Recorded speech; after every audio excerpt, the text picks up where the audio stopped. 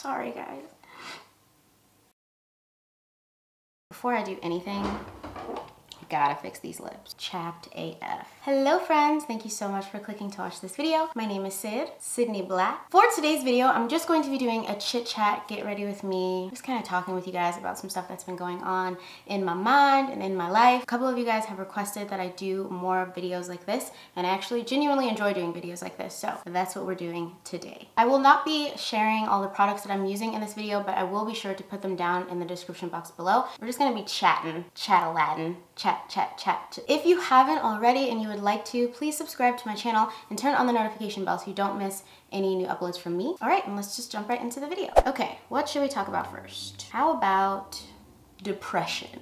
It's no laughing matter. Actually, depression is super serious. I know I don't sound like I'm being serious about it, but I am. So I mentioned in my last life update video that I've just been struggling and having a really hard time lately, and that's why I hadn't been uploading a lot. And the real reason is because I was depressed. I have had depression for a long time now, like since before I started YouTube, for a while, so it's not anything new. I've never talked about it or shared it online. One, because whenever I'm feeling that way or feeling down, I feel as though by talking about it and sharing it, especially like online on YouTube, it feels like the only reason I'm talking about it is because I want people to feel sad for me or pity me or, you know, just seeking attention, which is really unhealthy. But it's not uncommon for people who have depression to not talk about it or seek help because they feel like they're not validated in the way that they're feeling, and they feel like you're bothering people with your problems. Like, it just feels like you're burdening people by talking to them about how you're feeling, which is really unhealthy. I've learned to get over that or talk through that by seeing a therapist and, you know, just talking to my friends and other people who have depression. It's really important to talk about it. The first time that I was diagnosed with depression, I actually didn't realize that I was depressed. It was when I was in college, and I have eczema. I laugh because every single time I talk about eczema, I think of that video where that little kid's like, "You got eczema? Why you got these bumps? You got eczema?" Why you get these bumps? You got eczema? Got eczema? Okay, but seriously. So I had eczema, and it was just getting really out of control, and the lotion that I was using to help like keep it down was not working. So I went to the university hospital to try and get an antibiotic for it. Whenever you go into the university hospital, they make you take like a mental health kind of evaluation where you just have to pretty much just rate how you're feeling. Like, they ask vague questions about just your thoughts and stuff, and you have to rate high, low, whatever, based on how you're feeling from the questions on the exam. And so I just answered the questions like normally was just feeling. I was sitting waiting for them to call me back so I can see the doctor. And well, the nurse who was talking to me before, one, she was all cheerful when I came in. She's like, "Oh yeah, we can get you, we can get you some creams for that, no problem. Just fill out this exam and then I'll get the doctor and we'll be right with you." So I give her back the exam after I answered all the questions, and she goes to the back, and then she comes back out, and her demeanor was completely different than the way she was talking to me before she went back there. And she goes, "Are you feeling okay?" And I was like, "Yeah, I'm fine. Why are you being so weird?" She goes, "So I was just going through your mental health exam, and we think it would be really good for you to see the on-campus therapist. We've scheduled you an appointment for this Tuesday at blah, blah, blah time, whatever. And I was kind of just sitting there like, what is happening right now? Why is she coming at me like this? She basically set up the appointment for me, and I didn't really have a choice on whether or not I could go to it. They were kind of making it mandatory in a way. They were like, "You don't go, we're going to check and make sure you went.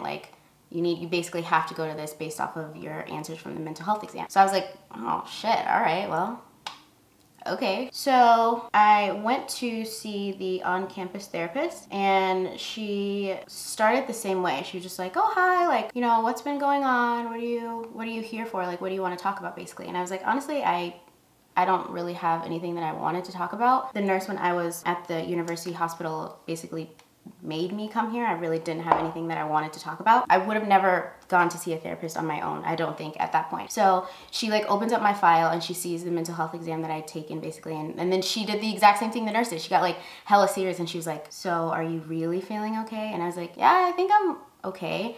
And she goes, "Well, it says here that you've been feeling a little sad or down. How long have you been feeling that way?" And I was like, "Well, I don't know. It's been maybe 2 months-ish. I don't know." That worried her because a lot of people experience depression.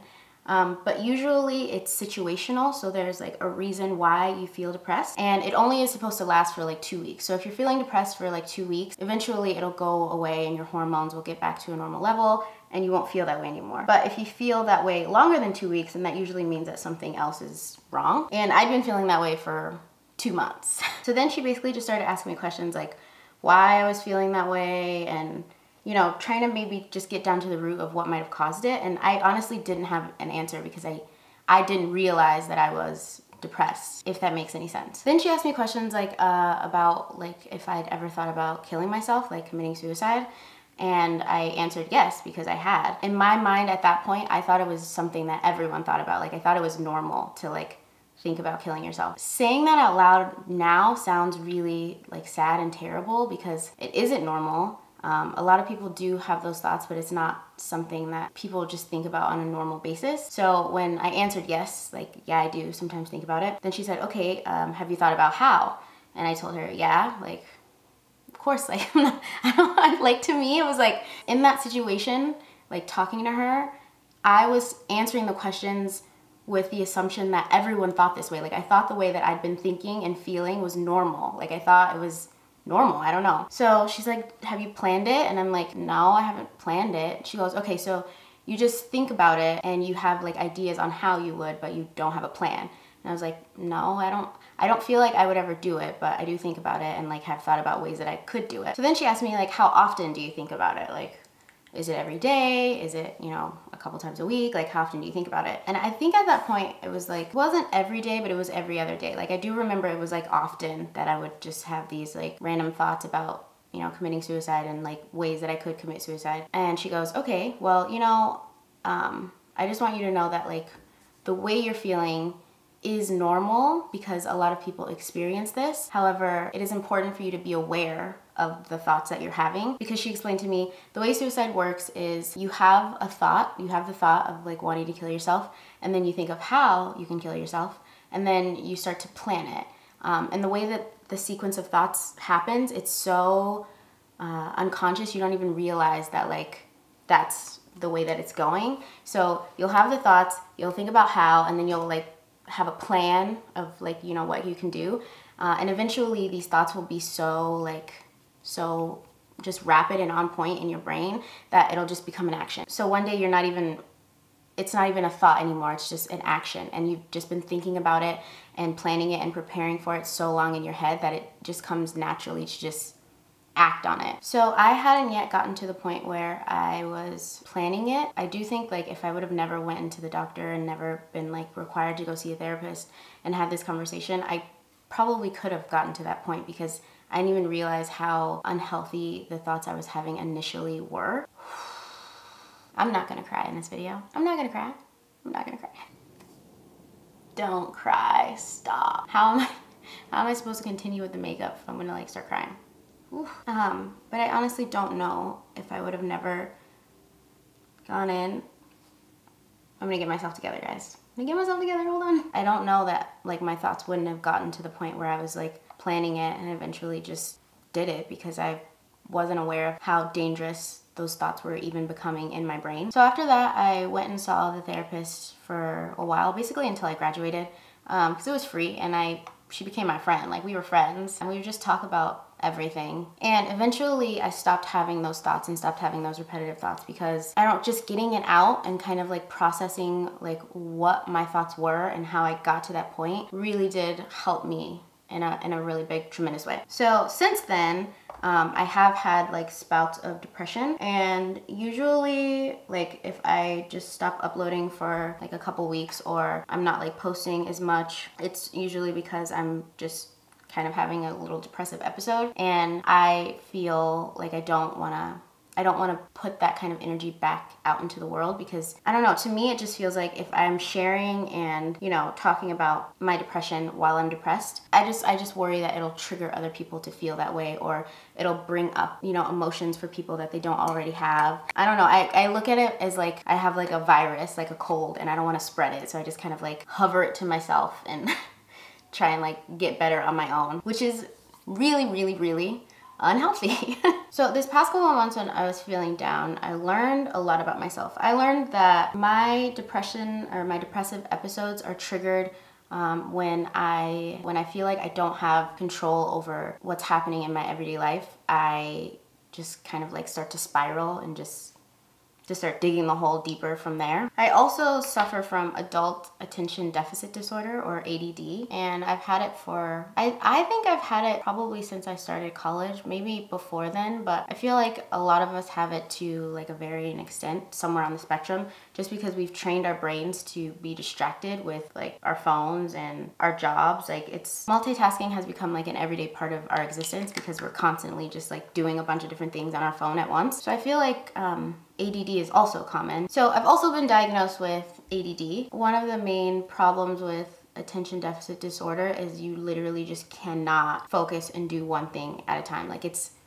painfully hard to just sit and do one thing at a time. And again, a lot of people have this and like suffer from some variation of it, but I know mine is really, really, really bad, and I get called out on it a lot. Like Osman calls me out on it all the time. Like we'll be having a conversation and he'll be talking to me about one thing, and in my mind I'm listening to what he's saying, but I'm also just like thinking about something completely different. And then when it's my turn to like respond, I respond with what I've been thinking about in the back of my head instead of what he's been saying. I also notice like whenever I sit down to like edit, or even just like watching TV or watching YouTube, I am constantly like looking at my phone and just doing other things except for the thing that I like sat down to do. Unless it's like a really, really, really, really, really interesting thing, then I can sit and it like grasps my attention. But unless I'm like completely intrigued, I can't sit and do anything. Osman is really good about like if he starts something, he finishes it. Like he finishes that thing before he moves on to another thing.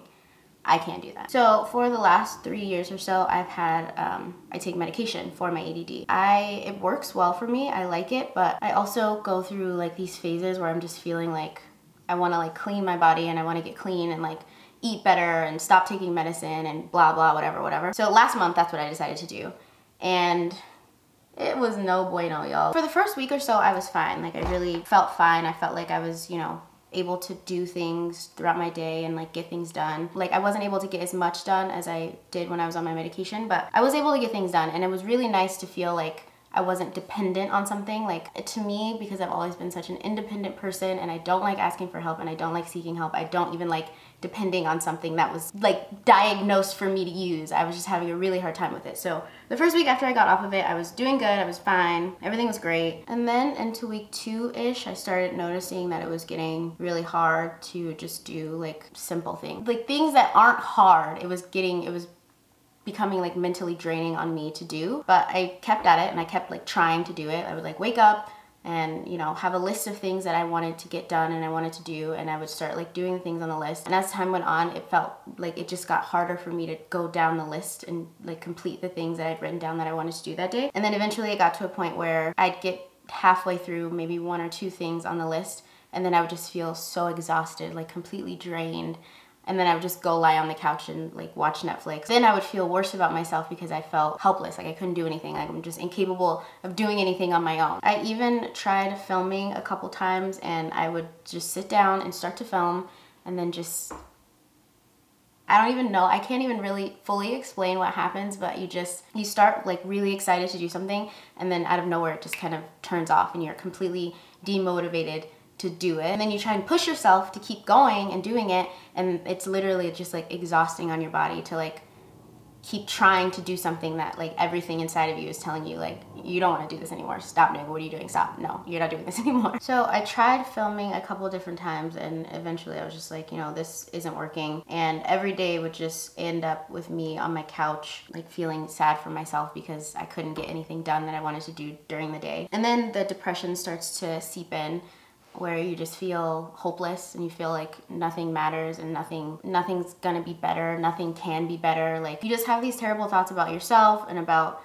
society and about, you know, mankind as a whole. Like Osman and I started watching House of Cards, and instead of just enjoying the show, I would just sit there thinking about how terrible our government is and how nothing is going to get better and nothing is going to help anything, and just these really dangerous, detrimental thoughts just replaying over and over and over in my head. I didn't want to leave my house. I didn't want to see anyone. I didn't want to hang out with anyone because I didn't want to have to like pretend like I was okay when I knew I wasn't. I didn't want to talk to anyone. Osman, that was the first time he's experienced seeing me like that, so it was hard for him not to take it personally and like feel like it was his fault or he had caused it. Like it's hard to explain and put into words what's going on, and then it makes you feel even more guilty because you feel like you're burdening people with your problems. So eventually it got to the point again where I was feeling suicidal or having suicidal thoughts again. Still didn't have a plan, but I just would wake up and just feel like the world would be a better place if I wasn't in it. Or you guys, I've like never talked about this stuff online before. It's really hard. This is hard. This is hard. Blending your eyeshadows. Just keep blending. Don't cry. Blend, blend, blend. But I would wake up and just feel like the world would be better if I wasn't in it, or it would be nice to just not exist anymore. Like it would be nice to just disappear. You know, just stuff like that. You have those thoughts for a moment, and then I would think about Osman, and I would think about my family, and think about, you know, you guys, and think about like how upsetting it would be to so many people if that were to happen. And then it just comes back, and eventually it gets to a point where it like nothing matters. Like you can't feel anything because you're just empty. Like it's truly an awful feeling. Like it's an awful feeling to not feel anything. It's just nothing. Like nothing matters. So once I started recognizing myself having those thoughts again, all of the things that my therapist in college talked to me about like started coming back, and I'm thinking, okay, you have to do something about it. You can't just keep letting your thoughts run away like this, because you know how it'll end up. So just breathe, it'll be okay. You need to talk to someone. You need to do something about this. So the first thing that I try to do whenever I'm having depressive states is reach out to my family and my friends. So I reached out to friends and family and just, you know, started like talking and having conversations about how I'm feeling. Like just talking about it really helps it get out. Then I went to a psychiatrist and got re-diagnosed for my medication for my ADD, because woo, it is a struggle, you guys. And I don't know why it's so hard, and I really wish it wasn't. And I'm trying to shift my mentality so that I'm not feeling like I'm dependent on something as much as, you know, if someone has like heart disease or, you know, some sort of physical illness and they're prescribed medication and they decide they don't want to take it because, you know, they want to be clean or help themselves or whatever, people would think that they were crazy, because they're like, it's like, why wouldn't you use something that's helping you live your life because you have like these, you know, thoughts about why it's not good for you or whatever. So I'm really trying to shift my mentality, and I'm not by no means am I sitting here trying to tell people to use medication or get on medication. No. I think that has to be a choice for you, and I think that it's important to talk to a professional about it, and even after you talk to a professional about it, do your research on it, because unfortunately the pharmaceutical industry is very lucrative, and a lot of therapists and psychiatrists and doctors have it in their own best interest to prescribe you with things just because they're being paid by other people to sell these things and push these things for money. So you should go and talk to a professional, but also do your research on whatever it is that they give you. Read reviews, like read a ton of reviews, and you know, just there's so much information out there. Don't ever just take anything blindly. But I'm also not telling you to take anything at all. That's just my spiel. So reached out to friends, went back to see my psychiatrist, and it's been a couple days now, and I've been doing a lot better. Like I've been doing and feeling a whole lot better. And every single time that I come out of like one of my depressive states, I always have like a new like perspective or view or enlightening on like life, on everything. And like why did I choose to do this video and put on makeup? That was a poor decision on my behalf. Sydney. Not gonna cry, not gonna cry, not gonna cry. No, please don't mess up your makeup. Fuck. After every time that I come out of one of my depressive states, I always feel, I always just feel really grateful. Before, when I would be depressed and like, I would get better and start feeling like myself again, in the back of my mind, I would always just, you know, try and do everything that I can to like not get back into that state, like denying how I'm feeling and just denying that, you know, that part of me exists, because it sucks so bad when you're feeling that way and you feel like, you know, it's never gonna end and like all hope is lost. And so every other time that I've like been down in that place and recognized it, and I've gotten out of it, I've always kind of just suppressed it and, you know, just try to do everything in my power just to never feel like that again. And while it is important to, you know, be aware of how you're feeling so that, sorry guys, it's important to be aware of how you're feeling, and, you know, how you're talking to yourself, how you're treating yourself, so that you don't, you know, slip into those states. But I've realized, what I've learned about myself is that I'm probably always going to have depression to some extent, because you can't control it. You can't control everything that happens in your life. This time after I came out of it though, I just have felt so grateful for it. Okay, so maybe it's gonna be impossible for me to get through this video without crying. I felt really grateful for my depression because it's made me such a compassionate person, and it's made me such a kind and caring person.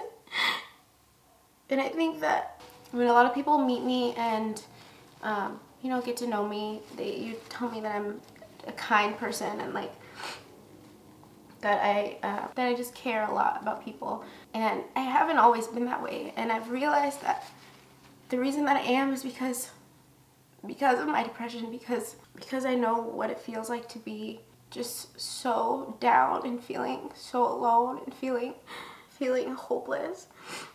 I know what that feels like, and I know what that feels like, and I never want anyone else to feel that way. Especially not because of me or something that I've done. I know people who do feel that way, who truly feel that way, don't want to talk about it, and they don't want to, you know, ask for help, and they don't want to burden people with how they're feeling, even though they're hurting. They don't want to talk to people, and they don't want to tell people how they're feeling, even though they're hurting and they're feeling really alone and feeling like nothing matters and maybe thinking about killing themselves. And I just know how that feels. And so I've become such an empathetic person, and I've become a really caring and compassionate person, and understanding as much as I can be of every single person that I meet and that I come into contact with. And I never understood why I changed so much, because in high school I wasn't the most compassionate or empathetic person at all.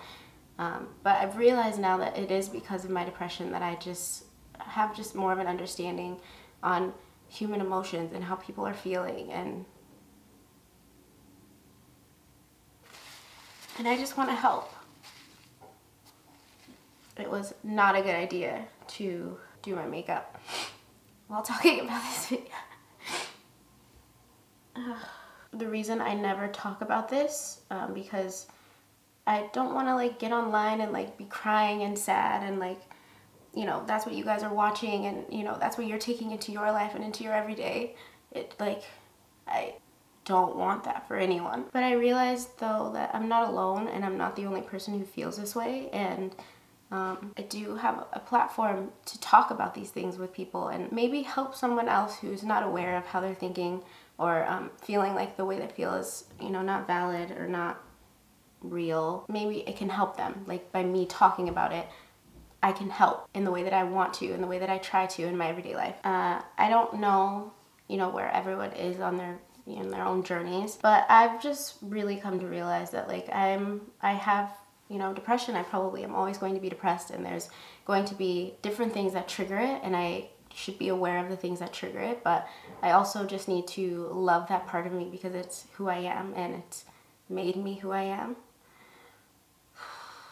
And I don't want to be anyone else, and I don't want to take it away, because feeling that emptiness and feeling that void of emotions and feelings that depression causes, it's made me so happy and grateful for the emotions that I do have, and it makes me aware of how much love I'm surrounded by, and how much love there is in the universe, and how much love there is in mankind. I don't want to sound like a crazy, like weirdo hippie, but that's who I am, and I live a lot of my life based off of my emotions and how I feel, and I don't think that I would if I never went through depression. I have just come out of it this time just feeling just so much love and so grateful. And who knows, it might come back. It might. That's just life, and I've just accepted that that's a part of my life and a part of who I am. But the new outlook that I have on it is that I'm not going to keep it. I'm not going to hide it anymore, because it's not helping anyone for me to like not talk about it and act like it doesn't exist. And it really, really, really does make me so appreciative of everything in life, like everything. Let's get through the rest of this makeup, jeez. I think that people who don't have depression or don't understand it have a harder time really like knowing what it's like. Everyone goes through, you know, situational depressions where they go through a breakup or they lose their job or, you know, stuff like that, where you naturally just feel kind of sad and hopeless. The depression that I, you know, talk about is when nothing is wrong. Like nothing is really wrong. Everything's great. Like I love my husband, I love my friends, I love my job, I love so many aspects of my life, so why am I feeling this void? Why? And that's when it's hard. And I put myself down even more because I feel like I don't have a right to feel that way because of how many blessings and things that I do have. I have a right to feel any of my feelings, any of my emotions are valid, and any of your emotions and anything that you're feeling is valid, and it's real and it matters. So be kind to yourself and be kind to how you're feeling, and be kind to one another. Be kind to strangers, be kind to people you don't like that much. Be kind to everyone, because we're all humans and we all go through feelings of, you know, sadness or anger or, you know, emotions that aren't so dandy and happy. If you didn't know me or you just met me, or I don't know, like if you had no idea, if you didn't personally know me closely and you met me, you would never think that I had depression or that I felt this way. So you don't know who has depression, and most of the time you probably won't. Like, again, like I said, people who are really depressed and feeling like that don't like to share it, and they don't like to, you know, burden other people with how they're feeling. So just be kind. You don't have to do anything. You don't have to try and fix anyone. You don't have to, you know, be the shoulder for people to cry on. You should for your friends and family who need it, but just be kind to just any other human being. Just be nice. That's literally sometimes all people need just to brighten their day, is just to be nice. I really, like, truly think the world would be a much better place if people just cared a little bit more for something other than themselves. Like, I get everyone's going through their own things, and you should prioritize yourself, and you should work towards your own happiness, but it doesn't take much effort at all just to be nice to someone else. I hate getting online and, you know, seeing like the worst tweets or comments treating people like they're not humans. Like, everyone is we're all human beings. The understanding part of me sees that as someone else who's hurting. A lot of people don't recognize their hurt. They're not aware of how they're feeling, so they're not aware of what they're, you know, portraying or what they're projecting. I don't fully remember, but when I was depressed the first time, I wasn't aware of my depression or how I was feeling. Maybe I was projecting that onto other people in other ways. I don't remember. I don't think I was, but I don't know. Like, a lot of people are living they're not aware of their thoughts and their emotions, so they don't know that they're being evil. They don't know how what they're saying is coming off. They just feel validated in whatever the thought is. They're not realizing how it's going to affect the person it's directed to, because they themselves are hurting. There are so many people who are living their day-to-day lives and are miserable, and they don't even realize that they're miserable. And even worse, if they do realize it, they can't get any help for it. Like when I went to go see my psychiatrist, it wasn't covered in my health insurance, so I had to pay out of pocket for that. And that made me feel like stressed and upset, because I was thinking about all the people who don't necessarily have the money to pay out of pocket for that. Like, they just don't get the help, and that's the American healthcare system in a nutshell, basically, is if you don't have the money or the means, then you don't get help. And that's even more detrimental. Like, I feel painfully frustrating. It's painfully frustrating. But that's why I want to make videos about it and start talking about it more, because YouTube is free, subscribing to my channel is free, and if I can help even one person feel better or gain clarity on how they're feeling, then that is what I want. That will make me the happiest person in the world, is to help other people through this. Okay guys, I'm going to finish my eye makeup and then I'll be right back. Eye makeup is done. I feel like I was doing my eye makeup forever because I just had to keep stopping to cry. Girl, I really don't know why I chose to do this video. I didn't think I was going to cry that much. That's why I thought this was a good idea.